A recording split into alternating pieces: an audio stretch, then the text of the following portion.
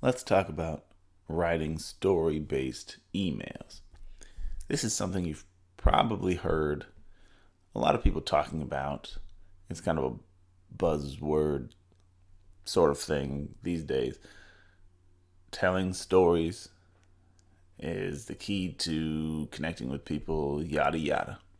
And it's true. There's something about a story that captures attention and expands, you know, desire because you're transporting a the listener or the reader kind of into a universe that you create, and so it's important. And people have been talking about it. Gurus have kind of taught about it, but I want to talk about this from a different angle. Well, not necessarily a different angle, but kind of approach it from a different perspective that different than most people teach.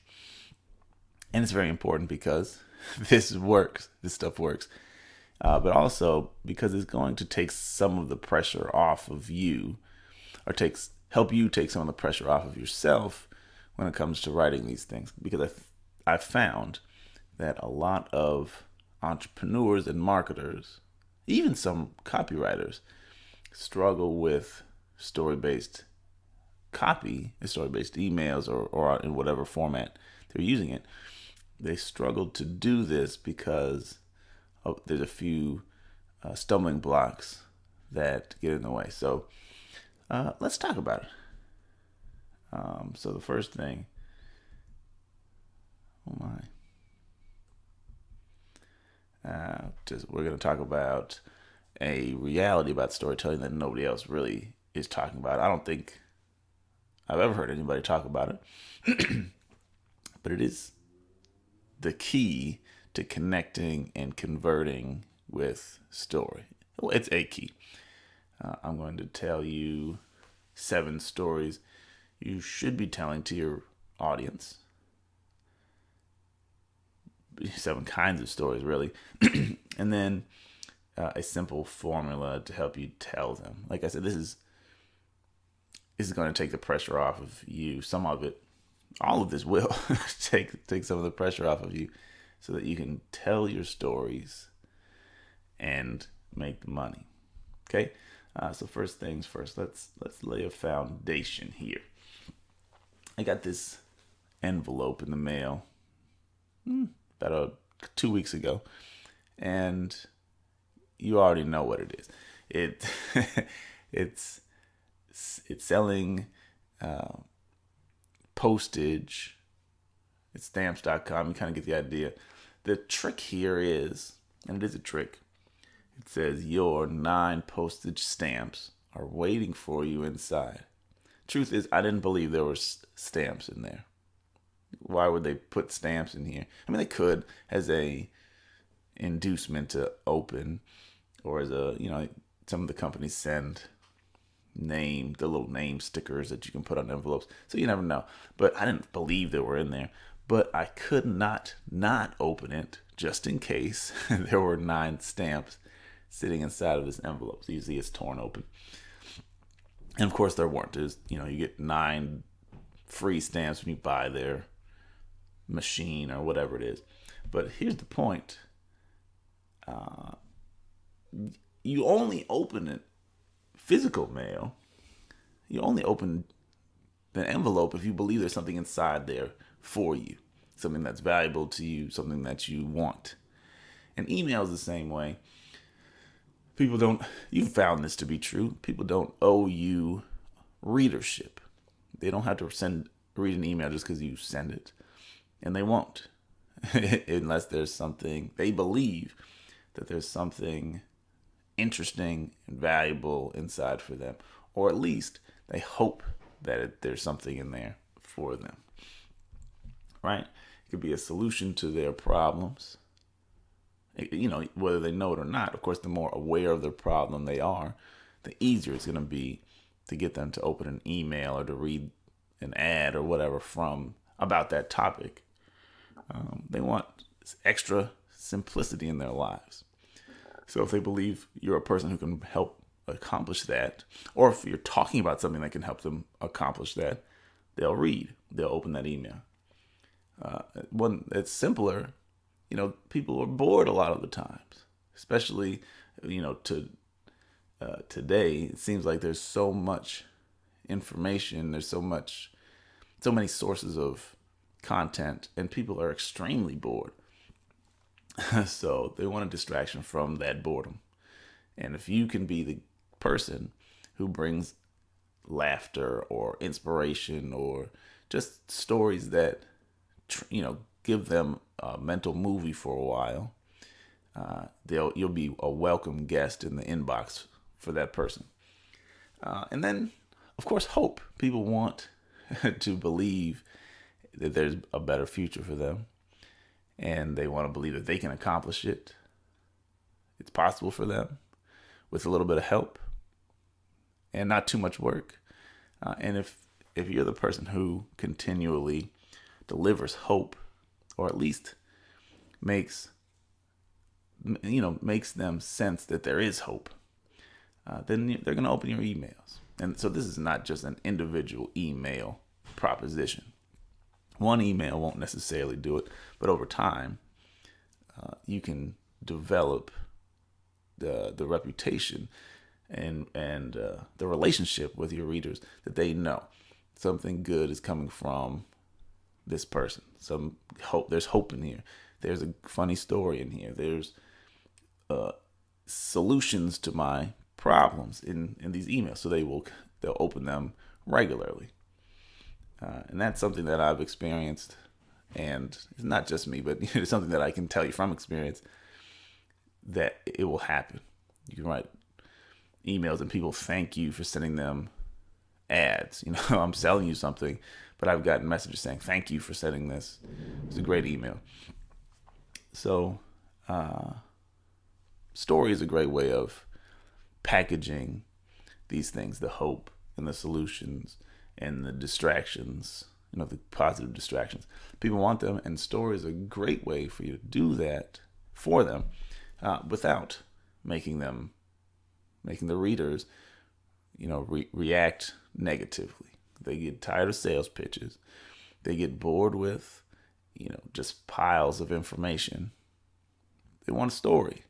And story doesn't always look the same. Doesn't always take the form of the fairy tale or, the hero's journey, which you hear seems like more and more people talking about the hero's journey as a necessity. And I'm going to tell you that it's not. There's value in it, but it's less important than I think most. I won't say most, but it's less important than a lot of teachers who want to teach you how to use it. It's less important than they claim that it is. So anyway, story will allow you to move forward without triggering sales resistance, without triggering skepticism, at least less skepticism. And so for that reason alone, it's helpful to begin thinking about writing emails that tell stories, because less resistance is better. Less skepticism is better. So it's kind of a trick question. I think it's a trick question. I don't remember my slides here. When it comes to writing writing emails that connect, what's more important than your story? Well, let me show you this. This is actually current news, so we're kind of dating this training here. But because of protests and some of the social unrest around racial injustice, this cathedral in the United Kingdom is putting up this painting here of the Last Supper with Jesus as a black individual. Interesting, right? It's funny to me that the article says it will be temporarily installed. So, we're just putting this up now. Well, you guys are making a fuss, and we'll take it down later. Whatever. But I want you to pay attention how you felt when you saw that picture. There's probably a lot of feelings, and I'm not going to begin to guess what you felt when you saw that, but I want you to take note. You may have felt, anger. You may have felt confusion. You may have felt excitement or validation.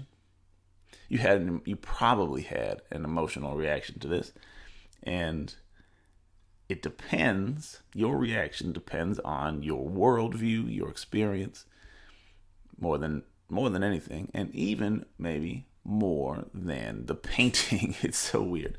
So here's something else. I saw this on Facebook. I'm not even on Facebook like that, but I saw this. It's interesting because if you don't know, I am black and I'm a Christian, so this sort of thing is right up my alley. It's in short, Brady Goodwin, who's a Christian rapper, or at least he was a rapper. I don't know if he's still rapping, but he takes something that a number of black Christians, or black people even, not necessarily Christians, but they hold on to from the Bible. So it says it right here. In Revelation, it describes Jesus as having, feet like bronze and hair like wool. And a lot of black people will take that to mean, obviously, Jesus had dark colored feet and coarse hair. So he definitely doesn't look like the Vidal Sassoon version of Jesus that we see in all these pictures. But the argument here is that if you study the scripture, it's possible, and what he's saying is it actually is true, that those things are describing a black person. They're not describing the skin, but describing strength and describing wisdom more than characteristics that are typical of someone of African descent. So anyway, take that how you want. But the people who respond, there's a lot of responses to this post. And even I want to look at, these two here, just grabbed a screenshot. But it says, I believe what you're saying. I believe that the facts that you're sharing are probably true. But that doesn't change how I feel about Jesus' skin tone. It says, I don't use this to explain Jesus' color, but other scriptures point to him being dark-skinned. Okay, that's a personal reaction. Like, you just react. And in the last one there, it says, this is accurate, but I still believe he's a brown-skinned man. Now, again, you can take this how you want to, but the point here is that the presentation of facts did not change people's entrenched positions. And that's just how it is. That's how it always is for all people on all topics. Any topic that you have entrenched positions on, that is, you're not going to present a fact or a series of facts and have people change their mind because of it. That's not really how it works. The sales, as it were, the sales resistance comes up. So, you're trying to pitch me an idea. You're trying to change my mind, and I'm not ready. I don't want to change. So here's the thing. What's more important than your story? And the truth is the reader's story or the listener's story. That's what really impacts how you connect with them and what they will do with what they hear from you. Okay, so a lot of times when people think about writing story-based emails, they kind of think, oh, I'm just going to tell a story. It's interesting to me, happened to me, and they want to share it. But Shonda Rhimes, who is if you don't know her, I'd be shocked, but an incredibly influential TV writer and making tens of millions of dollars. I think she just recently signed with Netflix for $150 million. It's a pretty big deal. Here's what she says. You don't get to write whatever you want and it gets on TV. It doesn't work that way. We have to feed ourselves. So we have to write what works. We have to write what connects. But also, it's also true that the readers or the audience of the TV shows have to feed themselves too. in that, they're looking for something in particular. They're not going to just watch TV because TV's on most of the time. And they want to feed themselves with relevant entertainment, emotion inspiring plots and characters and all those things. They're going to feed themselves, right? And you got to feed yourself by feeding them what's interesting to them. So your stories, your personal stories, things that you went through, and things that, whatever, the story that you feel like telling, they only matter in that there's an overlap between your story and your reader's story. Your experience has to overlap with theirs so they can understand to a certain extent what you went through and how it relates to them. Or it has to inform them and show them a successful conclusion to the story, or show them that there is a conclusion or solution to the story that they're going through themselves. If they don't relate to it, it won't matter how great the story is, for the most part. I mean, if it's a really dramatic and well-written story, they might, stick around to enjoy the fun. But when it comes to making them do something, take action, buy something, there needs to be an overlap. And even for them to enjoy it, there should be an overlap where it intersects with their life and with their stories. And so that's where stories begin. Stories begin with your stories kind of got to begin with their stories, their reality. If you understand their reality, and you need to, then you can write stories that will connect with them. So you need to understand, do some research, have some conversations that will uncover their pains and their problems, their fears and frustrations, their dreams and desires.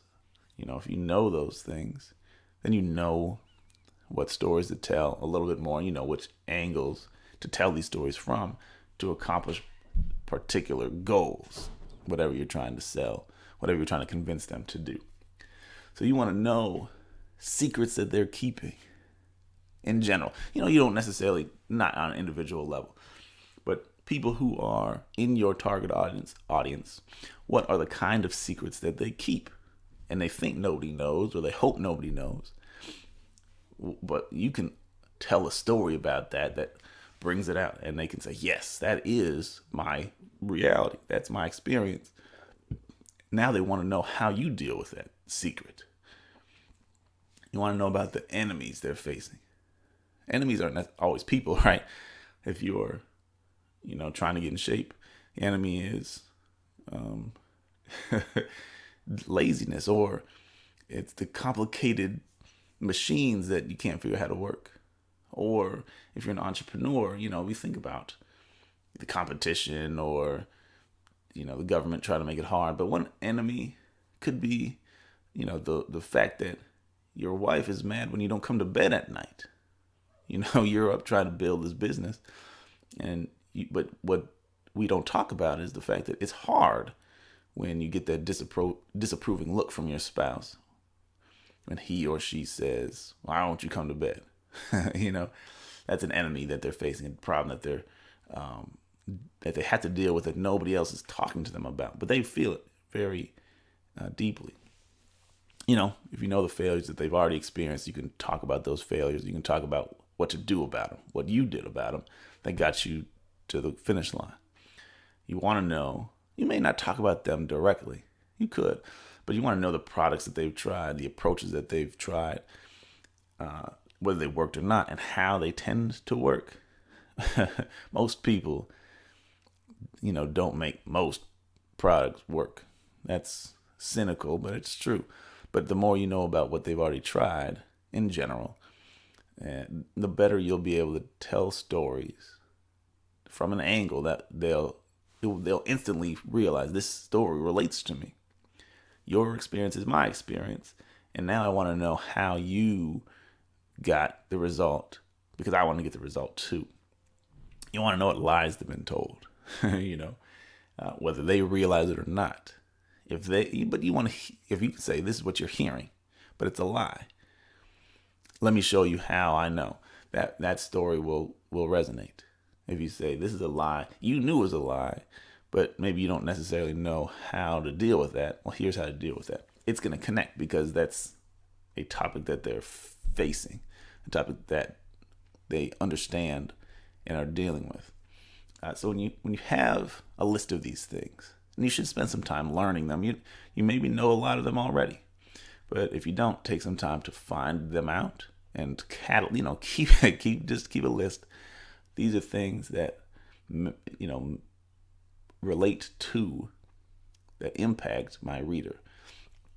And so I'm going to tell stories. And even when you're writing emails that aren't story, these are issues that I can connect with my reader on, and points of leverage where I can get in, talk about something that I know they're interested in. I know it will resonate with them, and we can bring them where I need them to go. So, you need to get those things, and then you'll collect more over time. Just, stay on top of it over time. You'll learn more as you go. And then you also get reactions to when you tell the story about those things. You'll see if a lot of people buy, not a lot of people buy. A lot of people reply and they say things to you, or you get nothing. You'll learn as you go. Every audience is different, so you just have to pay attention as you're going. Nobody can tell you in advance with 100% confidence what's going to work and what won't. So you got to pay attention as you go and be consistent. So here are 7 different stories that you should be sending to your list.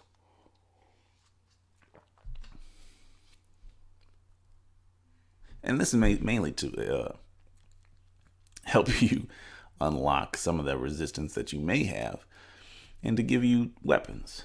Okay? Now, I thought I was clever here, so you'll catch it in a second. But people like Genesis stories, origin stories. It helps them to understand you better. It kind of develops your character. Just like, when you're watching a Superman movie, right? You want to know how this superhero, where did he come from? Why is he strong? How did he come to this, desire to help people and save the planet? You want to know that.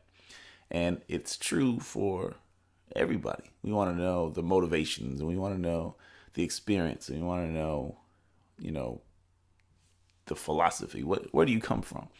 And so you can tell your Genesis story. Actually, I say Genesis stories because it doesn't necessarily just have to be how you started in a business, or how you started exercising, or how you became an expert on Chevrolet mufflers. It doesn't have to be that only, but it could be how you started anything. As an entrepreneur, you could tell the backstory of how you got into business. But then you could tell another Genesis story about how you became interested in digital marketing and email. And then you could tell a Genesis story about how you discovered that story emails are how you want to, how you started using story emails to make money, or how to connect with readers, or how to influence people. See, so you can tell lots of Genesis stories, and you can always go off on the side. So as an entrepreneur, you can still tell a Genesis story about how you started to get physically fit, because sitting at a computer all day, it doesn't help you get fit. And so you can tell all kinds of Genesis stories, but people love that sort of thing. It's human interest, and it's natural for us to sit and want to listen to where people come from, because it helps them make sense of their own backstory in a way. Well, that's part of the reason. Part of the reason they want to know you. They want to know where you come from and see if you're authentic and see if you're trustworthy or whatever. It helps them, if they can see where you came from to get where you are, it will help them kind of see where they are in that process, where you were, and they kind of can compare themselves. And it might help them make sense of that, where they are. It can provide inspiration and hope, because they see you came from, being down and out to superstar. They see where you come from, almost having heart attack or actually having a heart attack, to being the picture of physical fitness. Whatever. You see what I'm saying? You take them from the low to the high, and you can provide inspiration. You can give them hope. And I mean, it can help them to see some steps they should take.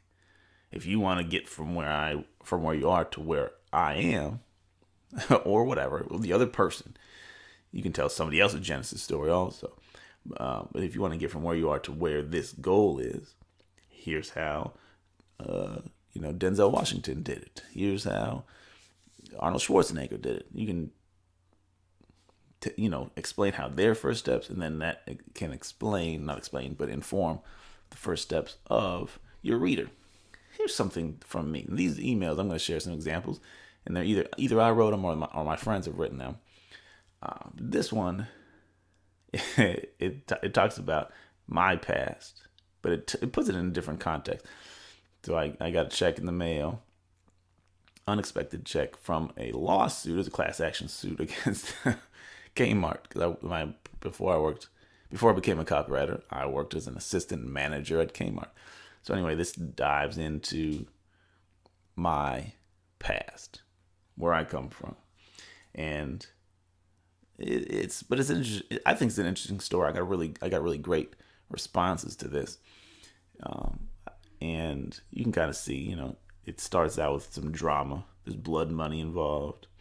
But then I started talking about, before I started my copywriting career, I was a salaried manager at Kmart. And by salaried, I mean slavery. It felt like I was working on a plantation in some places. I mean, I'm exaggerating now. But anyway, you can kind of see how this works. There's 1,000 ways to tell a Genesis story. But this talks about a current event, something that just happened, and uses it to reflect back on something that happened over a decade ago. And then I can talk about how Kmart launched me into copywriting.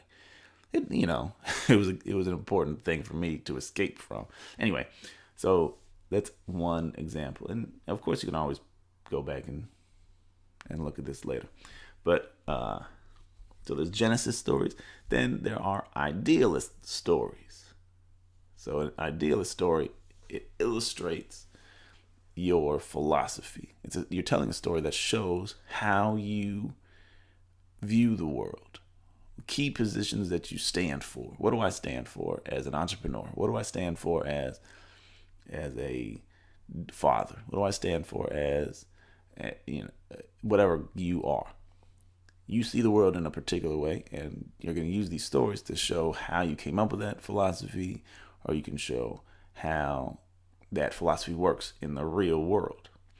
And so, why is that important?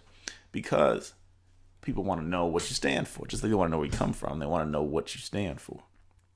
And it's important for you to have core philosophies that you stand for, so that you can be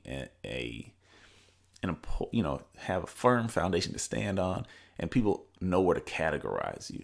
And people know this, he stands for X, she stands for Y. That's what they are about. That's what matters to them.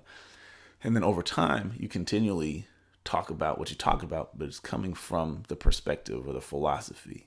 And that begins to it begins to help your readers to come to the same philosophy, to begin to see the world the way that you see it. But you got to have a philosophy first. Know what you stand for, and then stand for it with courage. So these stories will demonstrate those philosophies as they happen. And they're going to connect also with people who have the same kind of philosophy. If you say, I am a vegetarian, I don't kill animals, I don't stand for the killing of animals. If it doesn't have chlorophyll, I don't want to eat it. I'm exaggerating again, but then other people, if you never talk about it, you miss that point of connection with other vegetarians, or the people who wish they're thinking about becoming vegetarians. You talk about why you're a vegetarian and what made you become one. It will then that influences them. Oh, okay, I can kind of see why that makes sense. I can feel feel a desire to see the world through clear lenses like you have, and that will move people. So you're telling, it's really ideas. Emails, telling stories about your philosophies. You don't always necessarily come out and say your philosophies, although you probably will by the end of the story say exactly what that means. But the main point is to illustrate how your philosophy works in the real world. This is an email from my man, Jackie Bledsoe, and his wife, Stefana.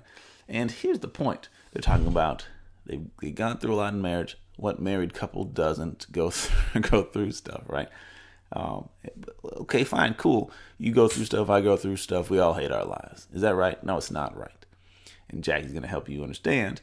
He says here, we've asked couples and we've had interviews and asked, how did you do it? And the secret sauce, the key to getting through is here at the bottom. The real reason is we didn't do marriage alone. So the philosophy is you need to have couples who are you're friends with, who can, they can be with you in the trenches. They can give you advice. They can give you a shoulder to cry on. They can be mentors to you. They can support you, and you can do the same for them. And I don't know if you found this, but when you're in a situation, you may be struggling, but if somebody asks you for help, then you are elevated to a strength. A lot of times, even if you're still going through the issue, but the fact that somebody's asking your counsel and they're asking for your assistance, it kind of makes you step up, and you're automatically in a better place just because you're now helping someone else instead of focusing on your own issues. So that's a side note, but go help somebody else. But anyway, Jackie is one of Jackie's philosophies. He's got several important keys, important positions. One of them is don't try this yourself. Don't try to do this alone, because it's not meant to be done alone. We're a community of people who should support each other. So there's that. And you can do the same thing. Talk about the core philosophies that you have. Show how they work. Like I said, Jackie in that email talks about, we went through this fight. We're having issues. And here's the secret to overcoming those issues. Iron fist stories. Now, maybe you're catching the cleverness here. I'm entertaining myself. Genesis, Idealist, Iron Fist. These are all kind of rhyming in a very loose way. The main point here is the Iron Fist stories are conflicts, struggles that you've had, victories that you've won, obstacles that you've had to overcome. And it's you, or it could be your customers, it could be your friends, it could be, well-known personalities, if you want to talk about celebrities, or, big name people in your niche or whatever, just celebrities. People want to hear those stories. And you're highlighting the battle. You're highlighting the fight. You're highlighting the struggle. And these stories are great because it's just dramatic. People go through things in their lives and they want to read about other people going through them too. It makes them feel better about themselves in a lot of cases. But also, it's interesting to know that these big name people are human. It's interesting to see how they went through issues, how they navigated those issues. And so telling these stories is good for drama, good because we like to read drama. They want to read dramatic stories or watch TVs with dramatic plots. It can inspire hope again because you're seeing how somebody overcame difficulty, how they overcame a particular struggle or a particular enemy, as it were. And if you can do it, I can do it. He can highlight the steps that you take. He can highlight mistakes to avoid. He can tell you about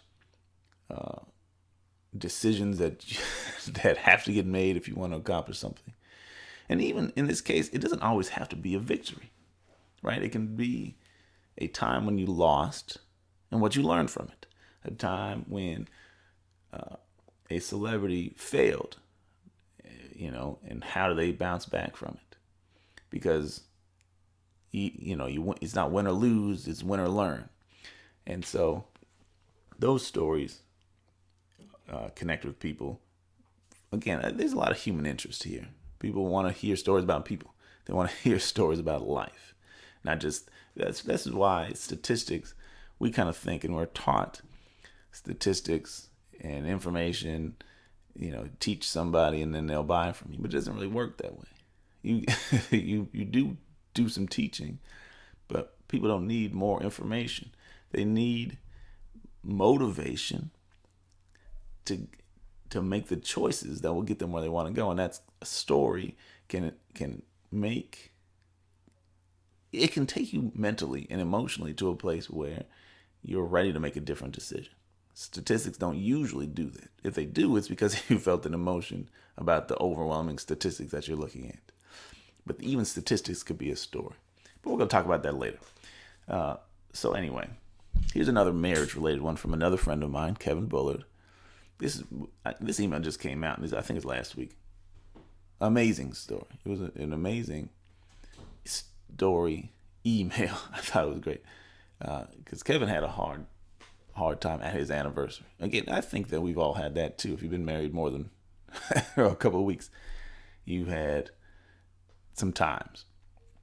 Anyway, but this email was great because Kevin had the guts to come out and talk about what we've all experienced. Like I said before, if it overlaps with my experience, if I've never had a fight in my marriage, I won't relate to this email.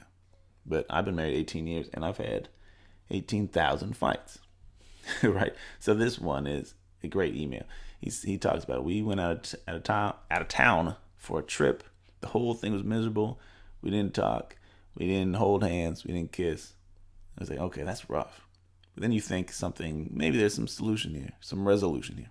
No, he says, but wait, it gets worse. And then he talks about fighting. The first day is no talking. And the second day is when you're talking, you're fighting. And then after that, there's more drama. And this is great because like, holy smokes, first of all the drama is piled up and there's tension building. How do you get over this? How do you get to the place where you can even write an email about it? And Kevin turns it and says, marriage is messy sometimes, a lot of times. And if you need some help, do this. I got a webinar, boom. And he turned it from this great story that sucks you in. And the longer you read, interested reading, that is not just, I'm bored, but I got to get through this. But the longer you spend entranced by the story, the tension builds. You really want a resolution. You want to see how this all ends up happy. How do I get to the happy ending? And then there's, the emotional tension that's built up gets relieved by you go to this webinar and get it. That's the email's building tension. And then you can get a resolution. You can get some peace knowing how the story ends. Go to this webinar and not only will you you're going to learn about how we did it, but how you can get through the messy parts of your marriage faster and with less, bruises. You got to go to the webinar. So your stories can do the same. It's just a life story, right? Just live life, write emails. This is one of my mottos. Live life, write emails. So he just took his own personal experience, something that just happened to him fresh, and he's going to tell about it. But it's great because he's telling you, if you go through this too, and he knows that you do, especially because you sign up to his list. You're sitting on a Marriage Works list because you want inspiration and you want resources to help you have a smoother, happier marriage. And his content is great, by the way. But you'll connect with this because that's the reason you're on the list in the first place. Now, catalyst stories. These are things, if you can talk about something, an event or a decision or an interaction or a changed law, right? whatever, something happens that changes, it caused a critical change for you, or caused a critical change for a customer, or caused a critical change for a celebrity, caused a critical change for a country. These stories are interesting because changes, it's scary. It's a big deal. But if you're talking about the kind of change that someone wants in their life, they want to hear about it. If you talk about the kind of change that people are scared of happening to them, heart attack, divorce, bankruptcy, the people want to hear about that. It tells them, it can tell them, you're telling them a story, and it shows them actions they need to take to avoid those things or to accomplish those things. It can point out, that there's a deeper meaning to something that's happening. It looks like this. It looks like, you're just having a brownie every day and you're enjoying yourself. But when you see the catalyst, this guy suddenly looks and his doctor tells him his lipids are out of control and he's due for a heart attack any moment. The catalyst is really the meeting with the doctor. He tells him, you're going to die if you don't fix this. And so the deeper meaning in the mundane, in the minutia of your life, is that you're pushing yourself, you're pushing your business, you're pushing a relationship towards this catalyst that you don't want. Or you're just making a positive decision day by day, and it seems like you're not doing anything, but the catalyst is coming where all this will pay off. And so there's hope. There's hope that change can happen, change will happen if you do such and such. I say will, and you shouldn't promise. Be careful what you promise if you're not going to be able to back it up. What's happening with my presentation here? Oh, no. My story, my example is missing here. I recall, though, and I'll tell you, this was an email that I wrote. It was for a financial publisher, and what happened after the coronavirus pandemic, the economy, the stock market went in the tank starting in February of this year, 2020. And that's okay. So there's a catalyst in the coronavirus and the impact it had on the economy and the stock market. But the email was about a catalyst. The Federal Reserve pushed, made a bunch of changes. And I said they went nuclear, but I said they took the nuclear option. This is the catalyst. The Fed is dumping money into the economy. It's causing extreme volatility in the stock markets. But there's inflation. At least they're kind of hoping for inflation, but they're really trying to give everybody money. But the problem is, it's going to cause the stock market to go crazy. And more than that, even, more to the point, this email was saying the market's going to get extra volatile, but you can make a bunch of money if you know how to deal with it. So the catalyst is Fed goes nuclear because of the coronavirus. Everybody's getting scared, but what the Fed did is going to actually make you a buttload of money. And so that's the catalyst. So anyway, guess I didn't put the slide in here. Forgive me for that. Okay, so then we have journalist stories. And this is just you are commenting on trending topics, news stories, or truth behind stories that people may be familiar with. If you can give a behind the scenes peek at the success of Elon Musk or the failures of Elon Musk, as it were, you can get it. You're going to get attention, and you can use that story again to point to a solution. People signed up on your list to hear your opinion. That's why they signed up. In most cases, sometimes you bribe them with something that they really want, and they don't care about your opinion. But for the most part, if they're reading your emails, they care about your opinion. They care about your perspective. They care about how you would handle situations. They want to hear that. And so your stories, just talking about what's happening. You've seen a lot of emails about entanglements, right? Will Smith and Jada Pinkett Smith. And why? I don't, because it's a trending story. A lot of people rather, were paying attention to it. So if you say, hey, look, here's my take on that. Here's how that topic, how it relates to money, how it relates to health, how it relates to whatever. You can tie it in, and people already have in their eye. They're looking for stories about this. They want more context.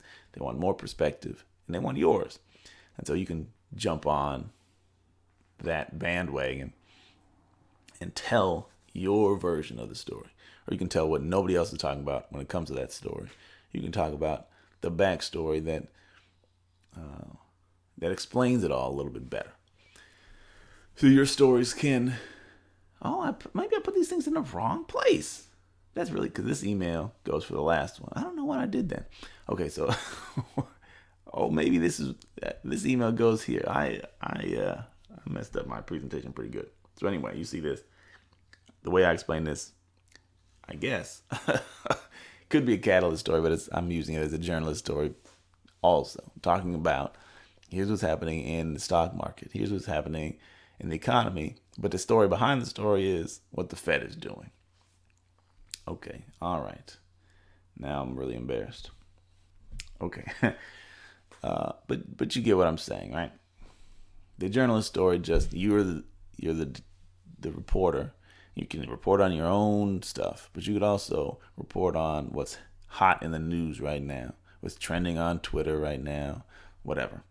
And your perspective, adding your perspective, and then you relate it back to the thing that you're selling, or the thing that you want people to do, and you got it. You're kind of jumping on a train that's already in motion. So leverage that while you can. And there's always something. All right, adventurous stories. So this is crazy stuff that's happening in your life or in other people's lives. Again, you live life and you write emails. There's no shortage of interesting things in most of our lives, especially if you're doing something. You're the kind of person who sends emails because you run a business or because you're an expert in something and you're helping people and you're working with people and you're striving in your own life to accomplish things. And so you've got funny stuff going on. But I mean, just regular stuff. It could be with your kids. It could be with the restaurant that you went to. Anything. So these are cool because they make for fun and memorable stories. They make you human. They also show off, okay, you and I are the same. Your experience is so much like mine, or your reaction is so much like mine. And that bonding, people like you, they're much more likely to buy from you. And people believe, that's how they say presidents are elected. The guy who it feels like you can sit down at a bar and have a beer with. It's so weird if you don't like beer. There's nobody I want to sit down and have a beer with anywhere. I don't want to have the beer. But a person who you feel like you can sit down and have a regular conversation with, because you like them, they're like you, you have similar values. That you like that person, you want to vote for him. You like those people, you want to buy from them, you want to follow them and listen to them. So anyway, your adventure stories can accomplish that. This is like an older email. I guess it's from about over a year ago. But Lamar Tyler sent this one out. I almost got shot in Baltimore, which for some people, they would say, when you go to Baltimore, that's a risk that you're always taking. They say that about Chicago, too, where I live. But anyway, and he just tells the story. And this is all story. He didn't even tell you to do anything in this email. He just describes what happened and makes you, the tension, again, the emotional tension going up and up. And then he says, you want to know what happened next? You got to read the next email. He sent another email. He made 3 emails out of it. And I don't remember what he was selling at the end, but I know we were all ready to find out what's happening. What do I need to do next? And you have stories like this. Maybe not about getting shot in Baltimore, but, stuff that happens in your life. I almost had a heart attack. I almost strangled my son. You know what I'm saying? Or it could be, I actually, I had a car accident. I won the lotto, anything like that. Those stories are fun. And those are the stories a lot of times people will come back to you and talk to you. But if you ever meet them in a conference, if you ever see them on the street, oh man, I remember that story that you told about X, Y, or Z. They'll remember. Those stories people remember. So even if people don't necessarily buy from that email, and we hope that they will, but that's the kind of that's one of the most important emails when it comes to making people want to stick around and read everything that you send, because they want to hear those dramatic stories, those real life stories. And even if they don't have money in their pocket, they're not ready to buy anything. They know that they can open your emails and get something interesting, something valuable. And those emails are one of the best ways of doing that. So anyway, number 7, status. None of these actually rhyme, I don't think, but they all end with a is or us. Status stories. And the main point of this is just to show off, flex on somebody. And no matter what else you're doing in the email, the main point of any email is to get somebody to buy something most of the time. But this is the idea behind a status email, is to prove that you have a high status. I'm an expert. I'm a respected authority. I have, famous friends. Whatever. And when you elevate the way people see you, it improves your chances of, they'll listen to you more in the future. It's part of the way. People listen to you because your story illustrates you're the kind of person that they want to be. And so this status, most of us want higher status in some way. And so your status matters to them. So anyway, you don't have to read this, but I sent this out. Man, it's been 4 years. Holy smokes, almost. It's field notes for my $6 million a year. I didn't put $6 million in my pocket, unfortunately, but $6 million in sales for clients in 2016. And so anyway, the whole point, there's lessons in here. There actually are lessons. But the main point in here is to say, I made $6 million in sales this year. And so I'm the kind of person you can listen to. I'm the kind of person you can trust when it comes to talking about email, when it comes to talking about copy. And if you're looking to hire somebody to put millions of dollars in your account, I'm the kind of guy who's already done it. And that's the main point. So like I said, there's a longer email. There's lessons. But, that's the main idea. It's the show off. But you can have pictures of you with, important people. You're hanging out with Jay-Z. Or it could be about when you got your degree, your doctorate. It could be about your gold medal, Olympic run, or anything. It doesn't even have to necessarily be directly related to your current business or your current the thing that you're sending emails about. Just I won this Emmy, when I was an actor before I started doing this. I was awarded the Nobel Prize in biology before I started talking about emails, and it brings your status up, and people, when they are looking up to you, you're still trying to be as relatable as possible, but when they look up to you, you've got authority, and people trust authority. That's just part of how humans are wired. So anyway, simple story formula. Where did I share this? Oh yeah, in the email. If you're getting my emails, you will have seen this. What a boring slide. But anyway, I know that you don't need a hero's journey, the Star Wars story, the rags to riches story. You don't need necessarily to use that in every story.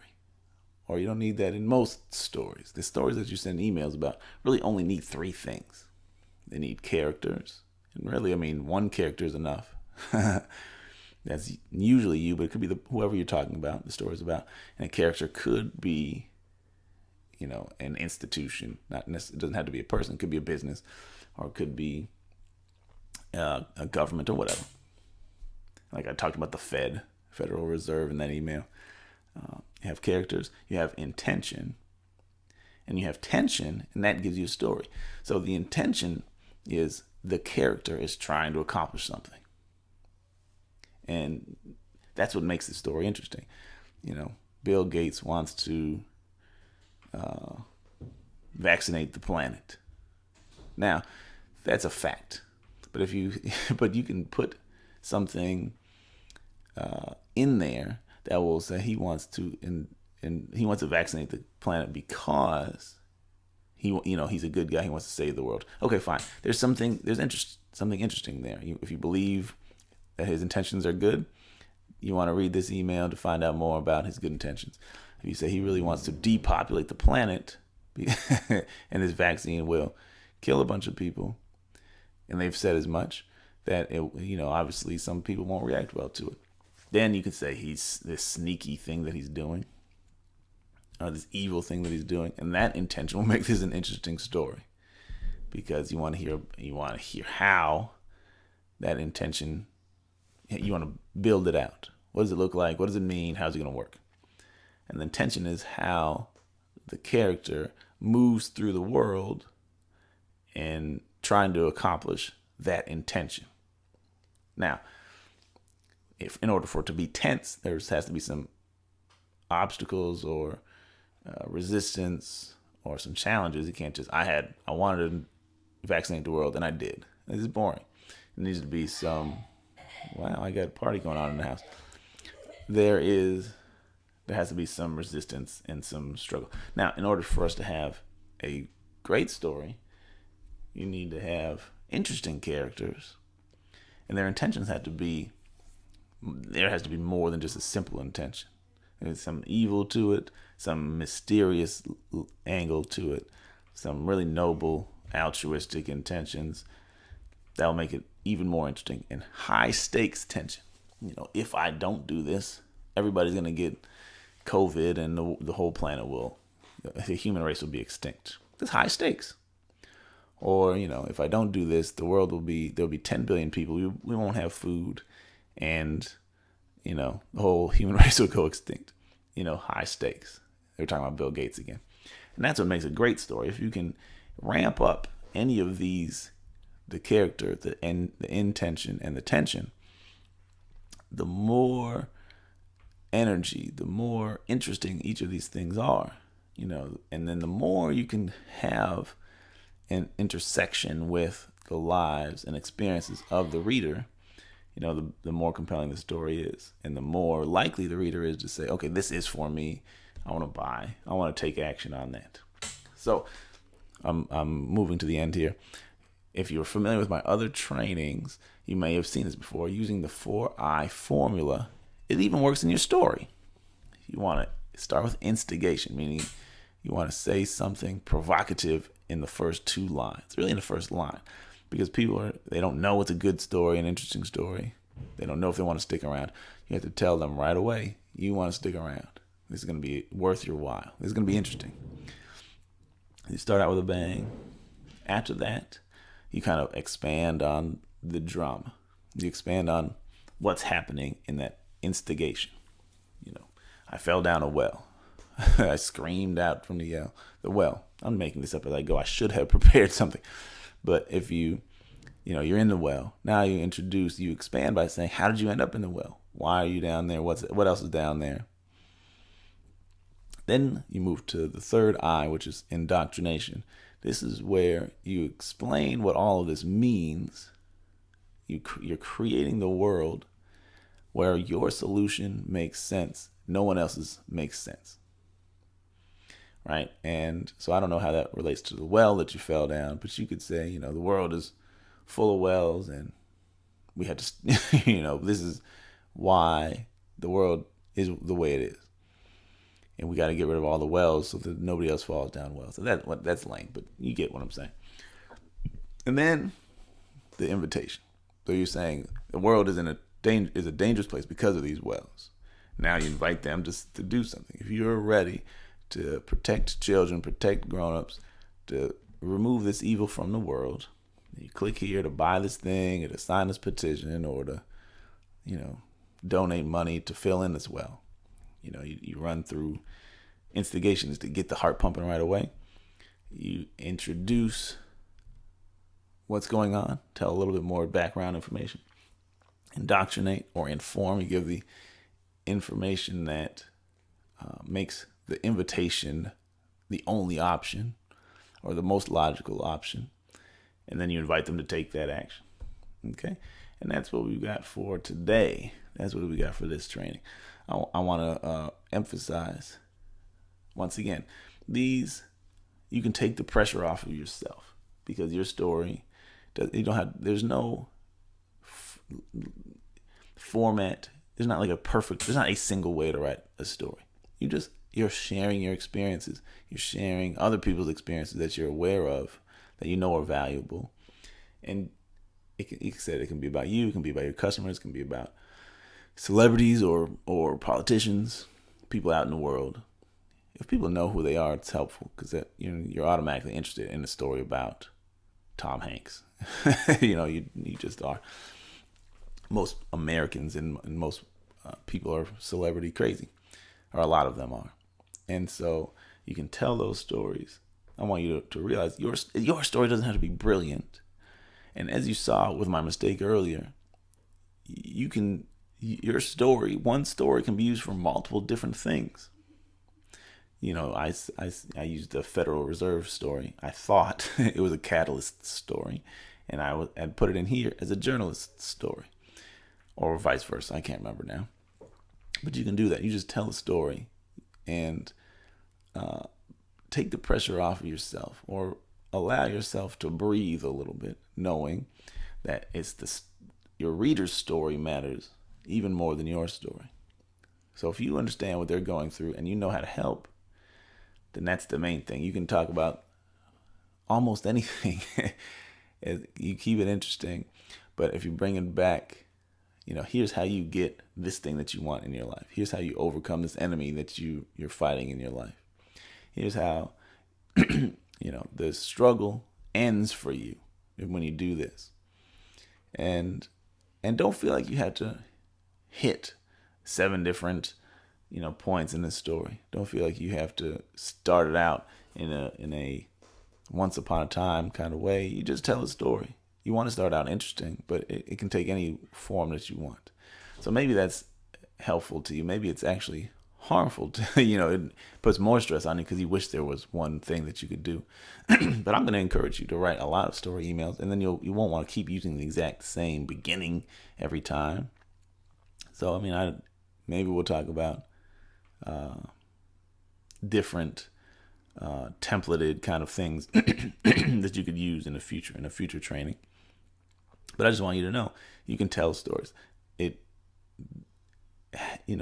can take almost any shape. I wanted to give you some different ways of thinking about it. I'm going to relate a journalist story. I'm going to be the reporter. Or I'm going to talk about a catalyst that's happening in the world, or catalytic event in my own life. Or I'm going to talk about a struggle, the iron fist. I'm going to talk about my origins, my Genesis story. It could be anything like that. There's a lot of different ways to approach it. And you can be confident that your stories are going to be powerful as long as you can connect them somehow to the experience of your readers. Just feel less pressure to fit into some mold or to sound any particular way. You sound like you express your stories, the things that matter to you, that also matter to your reader. And it's going to be, over time, again, people will read these. And I've found that when I tell stories, those are the most well-read, the most responded to, and often the most profitable things that I'm doing. And you can make, this should be over by now, right? You can make anything into a story. Like I mentioned before, a statistic is not interesting by itself. It is a little interesting, but it's not a story. But you can make statistics interesting by adding intention to them. The statistic has characters in it. Whoever, 40% of car drivers don't buckle their seatbelt. Okay, that's a statistic. It's boring. You can add an intention. I don't know what it would be. Again, I should have prepared this thought. But the statistic is they don't put on their seatbelt because they know that the seatbelt has carcinogens in it, and they're trying to keep from getting neck cancer. I made that up.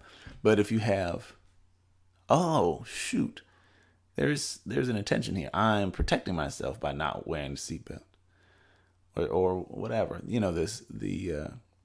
I wrote an email. I'm gonna let this be the end of this training. Wrote an email, and it was statistics, but there's an implied story. I said, this is a very successful email. I said, this goes back to the Federal Reserve again. I said, every living chairperson, is that what it's called? The Fed chief, who's not currently in office, has said the economy is going to crash. So I got a quote from Janet Yellen, and from Ben Bernanke, and from Alan Greenspan, and I think I got one from Paul Volcker too, even though he just passed away. And they're all saying the economy's bad. What's the story? These are characters. They're interesting characters, people who you can believe know something about the economy. Well, they are all, the story is in the fact that all the ones who are ex-Fed chiefs, the one who's currently in there, will not say this. So the intention is the Federal Reserve knows that there's problems, but they won't tell you. And once you're out, once you're a civilian again, you can tell. You can tell the world. And so the story was interesting because, first of all, it had authoritative characters, and secondly, there's the intention of you're being lied to by officials who should be looking out for you. But once these people have left the institution that's doing the lying, they're telling you, this is what they're telling you, and they're telling you you need to protect yourself by doing X. There's a story there. So, it's really statistics. You could say 4 Fed chiefs said the economy is about to go down. Okay, it's a fact, but you add power to the story by adding intention. There's the deception involved that makes this thing particularly interesting. And then the call to action, of course, there's tension because the economy is about to. If you people are kind of already nervous about the economy, and we try to make them more nervous by saying a bunch of people who know are telling you something bad is coming. So it's building tension. And the answer, of course, here's how you protect yourself. So that's that. Your stories can be interesting. You can have statistics, but you should make your statistics interesting by adding intention. Sharing facts is great, but what you really want to do is make these facts accessible by making them stories. I can see how it relates to my life. I can see what I need to do next, and you bring them there without the resistance that comes from telling them outright, here's what you need to do. Here's a story that shows you what other people have done, or what the most logical solution is based on what's happening. And they accept the story much more readily than they're going to accept a declaration. Here's what you need to do. So that's story emails for you. And I look forward to continuing to talk about these things with you because it's powerful. Enjoy.